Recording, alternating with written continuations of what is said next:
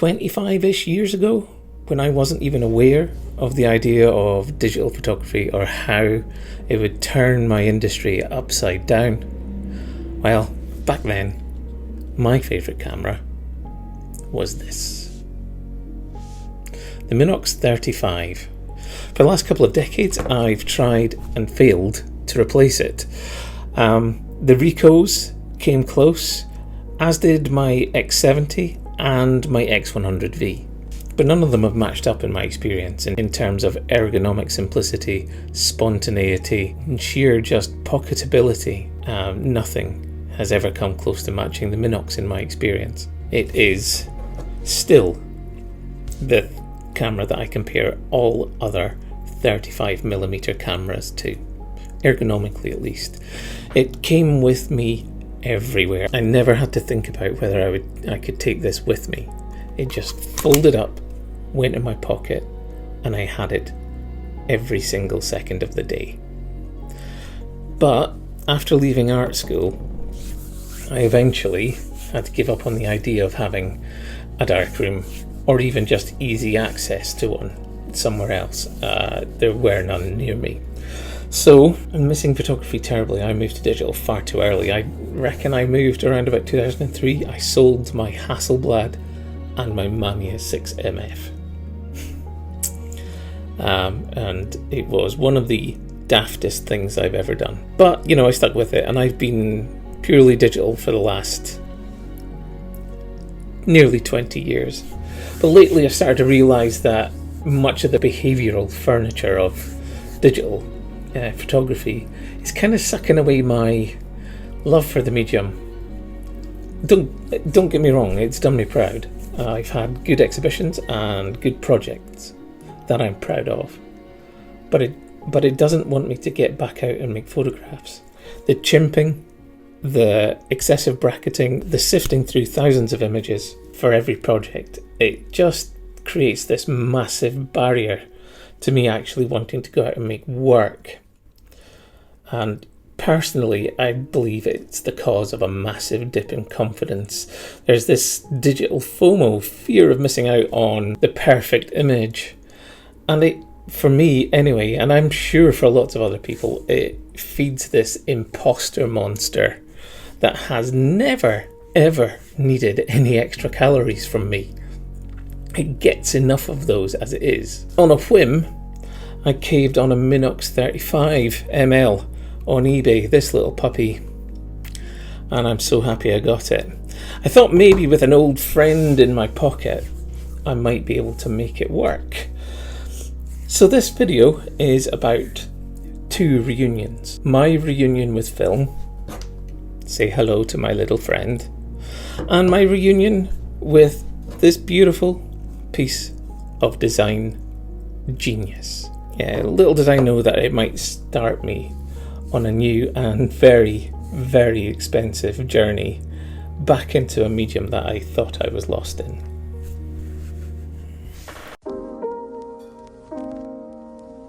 So, I'm going to give you a brief lowdown on the specs of this little beauty. I'm hopefully very brief, as I'm not really a specs nerd, to be honest.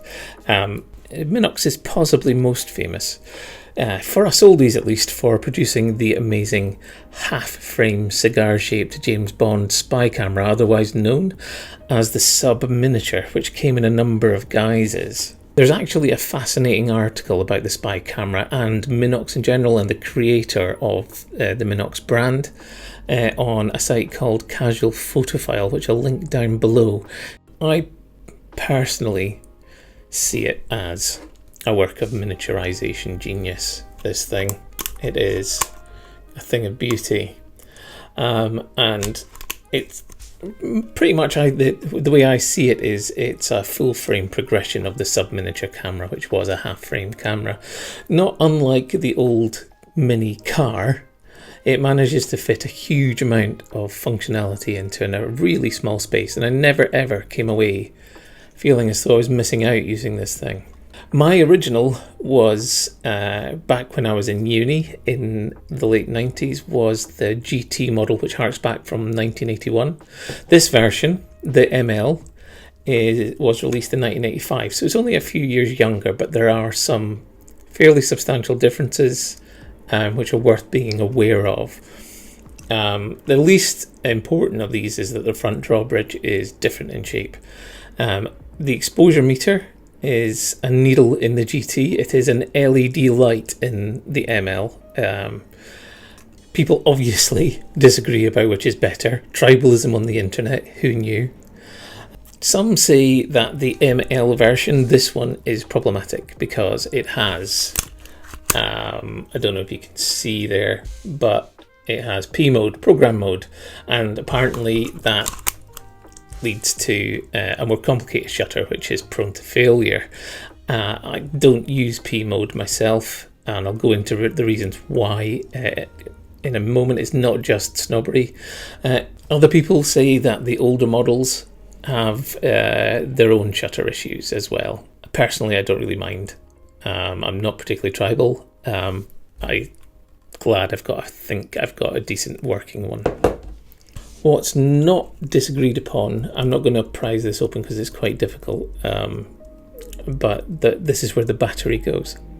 And the batteries in the older models, including my beloved GT, use a now banned type of battery. The later models, I don't know if it's the ML onwards, but definitely the ML model uses a newer, more readily available and not banned battery. You can get adapters for the older cameras, but I didn't want the faff, so I decided to take a punt on the ML instead of going for the GT. I also felt like if there was something wrong with the camera, I didn't want to have to try and figure out if it was the battery as well. I wanted the battery to be working. The other big issues that I know of are reportedly they can have bad electronics.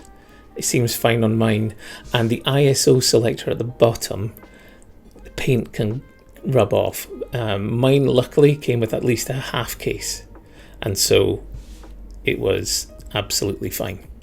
So if you're going to get one, make sure you do your research. You do not want to get a lemon. This cost me I think about 150 quid, so it's not particularly cheap.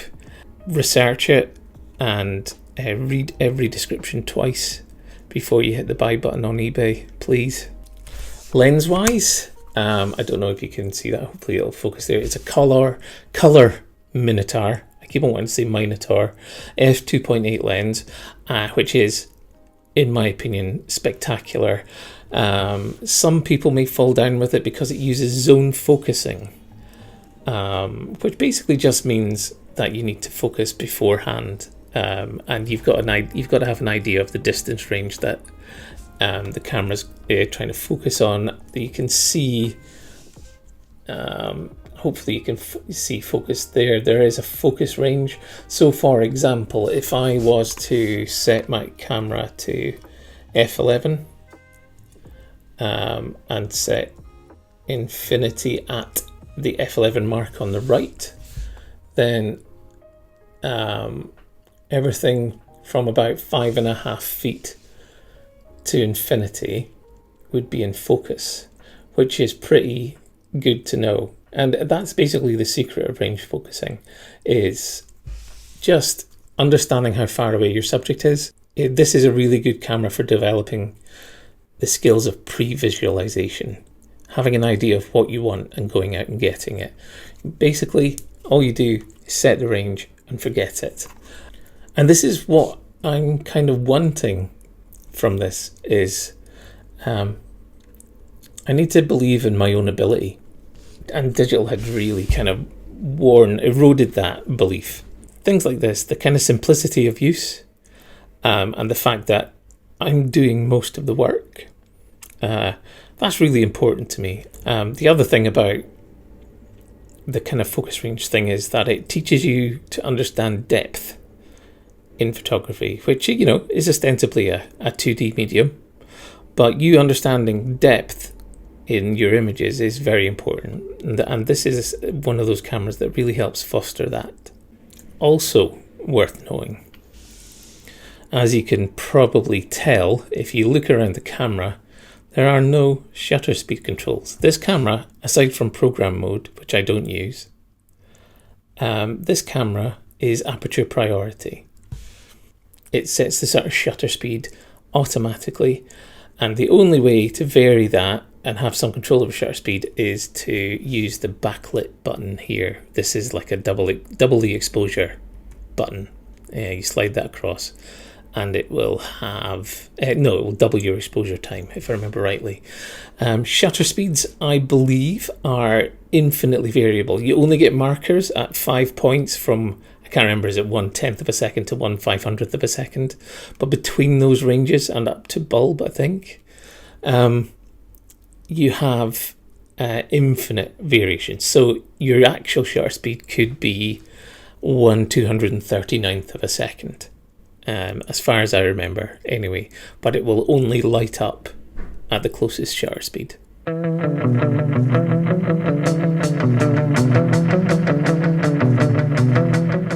Right, enough camera nerding. Let's go and see what happened when I went out with it.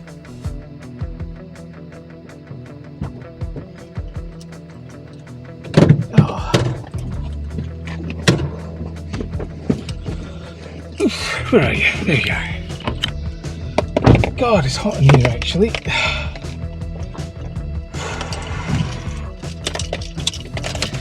Today we're going to check out my Minox 35ml in a place that's got a lot of history with me. I did a long-term project on the Forth bridges, the rail and the road bridges as they were then. There's now the Queensferry crossing as well.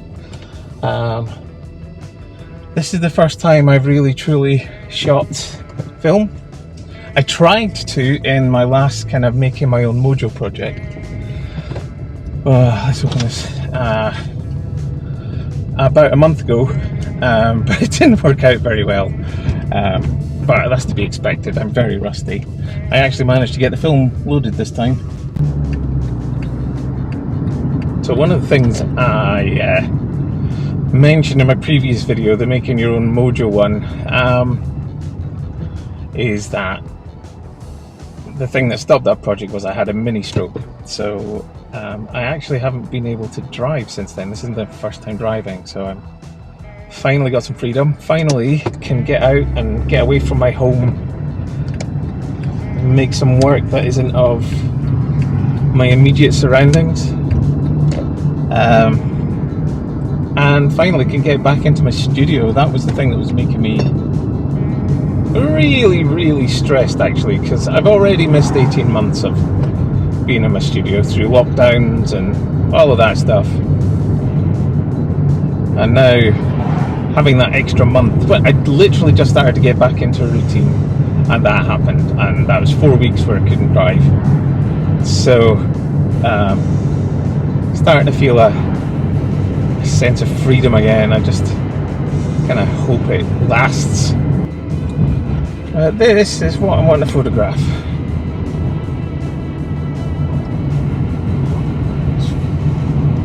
Photographed the thing for 13 years and I'm still coming back. Maybe a bit longer than that actually. So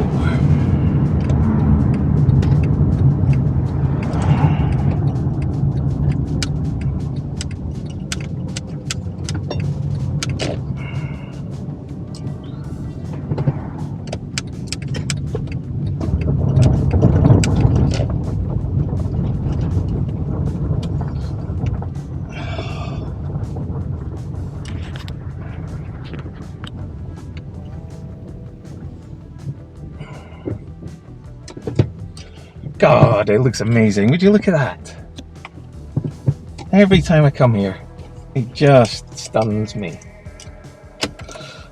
Right, well, let's get on with it. Industrial building interacts the roofline with the cables. That's better.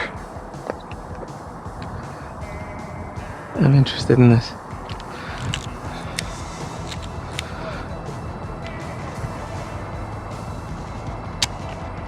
That's very cool. is feeling very, very natural.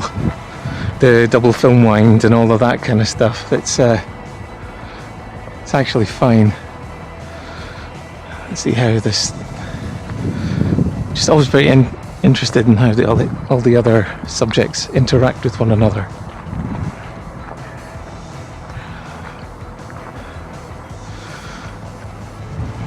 And I just realised somebody just seeing me speaking to myself.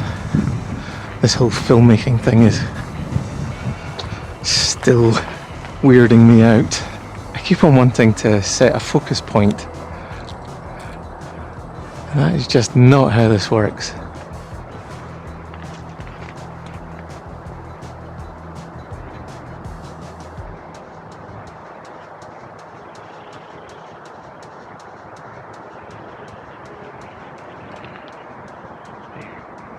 This may be a bit better.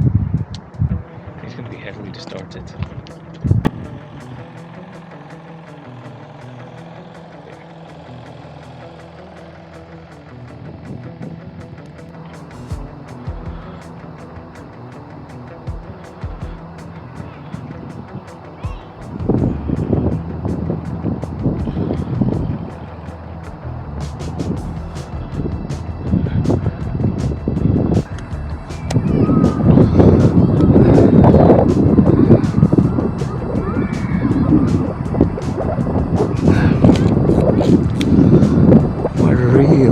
About it is it just doesn't look like anything significant.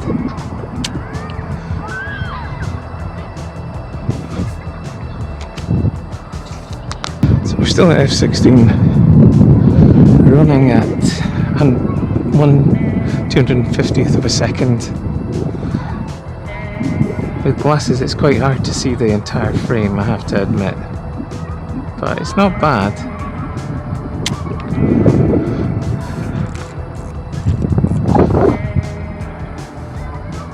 And that's interesting as well. I quite like the way the struts of this pier are interacting with the struts of the new bridge. So let's give that a go.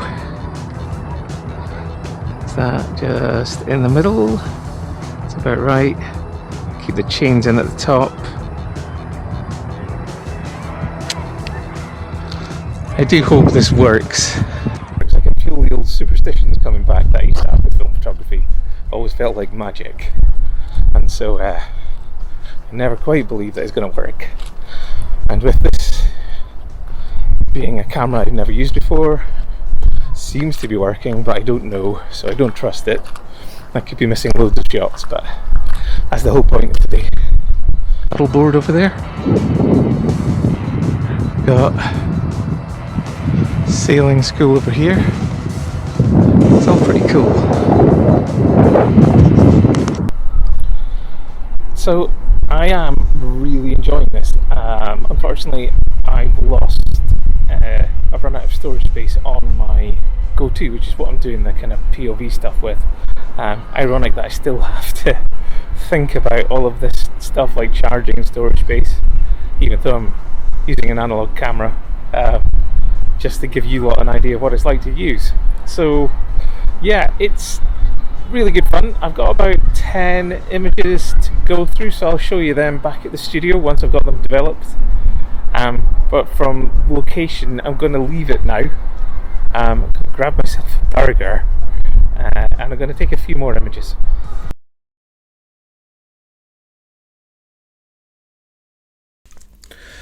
Overall, I've got to say, I loved it.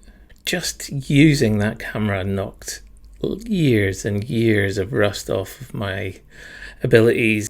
Old rusty gears started to slot into place, and yeah, I felt a huge amount of previously unacknowledged digital stress just melt away.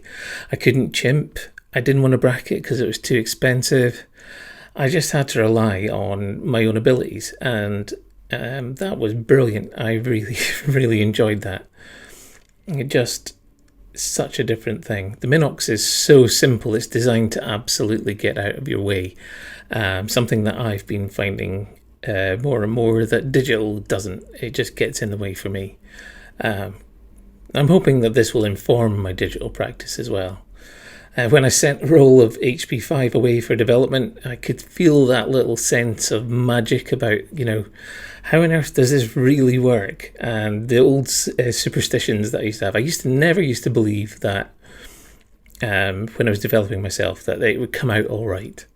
No matter how experienced I got, there was always a sense of amazement when I took it out of the development tank and held it up and saw images on that strip. It was amazing. So yeah, that was a nice feeling. However, I am a bit disappointed with these images. I feel like the HP5 seems way grainier than I remember when I used to dev this stuff myself. It could be rose tinted glasses. I'm not sure. If anyone wants to let me know, I'll stick some 100% crops in there just for you to have a look at. Please do let me know if you think it's rose tinted glasses. Just be nice about it. I don't know if I'm just spoilt because of my X-T4 and X100V. Those are very, very sharp cameras with very little noise at most ISOs. Maybe it was the chemistry used. I do have my suspicions about that. I'm going to try another roll at a different lab to see. The other thing that's bugging me is there is a very slight blur or focus issue, and that's really bugging me because zone focusing, I know these cameras inside out. Zone focusing should be pin sharp. I was shooting at f8 at 1/250th of a second, so everything from like 8 feet to infinity should be sharp, and I shouldn't have much camera shake. However, I have to take into account my chronic illness and my shakes, and that might be the duh moment. Obviously I'm going to have camera shake. Could also be the scan. The grain itself seems a little bit soft, which makes me suspect that the scan is a problem. But I do still see motion blur, and it's could also be that the camera I bought is just a dud. I hope not, because I love it, but there's lots of variables to figure out. But yeah, I mean, my biggest fear is that because the camera is really light, that any kind of shakes I have are going to be exacerbated by that, and it might be that a camera with a little bit of heft might dampen any shake that I might impart onto the process. Which kind of brings me to a point I want to address in pretty much every, at least gear video that I make, and that is how the cameras might affect people with the similar conditions to mine: chronic fatigue, fibro, neurological issues, basically people with shaky hands like me. In this case, the jury's still out. Far too many variables still in play, but I do know it's ridiculously light. There's no chance of getting tired carrying that thing. So if you can mitigate camera shake, then this might be the analog camera for you if that's attractive to you. I can see my hand shaking there, so it could well be the issue. Personally, we're obviously all different, but personally I think something like this or the Olympus XA might be the holy grail of film cameras for people with these kind of conditions. Just have to see. I'm going to do another test to try and suss it out. So there might be another much shorter video to come where I go through the results of a couple of rolls of film. I'll see. I'm not sure if I'm going to do that, record that or not. Despite all of the potential issues, though, I absolutely fell back in love with this. I loved revisiting analog photography, and I love the camera regardless of if it's a flawed copy or not. The ergonomics are unmatched in my opinion, so I'll be continuing my experiments in film without a doubt, but I'm not anywhere close to ditching digital yet. I am hoping that working with these things can transform my digital practice. Absolutely loved it. I hope you found this video informative. It's the first time I've tried something like this. If you did, please do give it a like. I've got a few others in the works. I have plans to do a similar video on the Perkeel 1, a similar video on another very interesting 1950s 35mm rangefinder. And I also just caved on a Mamiya C220. I'm going to save that for last. But yeah, so I've got at least 3 of these planned at the moment, with probably more to come after that. Yeah, so if you fancy that, please do subscribe so you know when I post these up. I'm probably going to post up other kinds of project-based videos and videos relating to trying to establish a practice as a fine art photographer. So yeah, there's a lot planned. Whether I have the energy for it all is going to be another matter, but I'm going to plug away and get these done. In the meantime, stay safe, stay well, stay happy, and bye.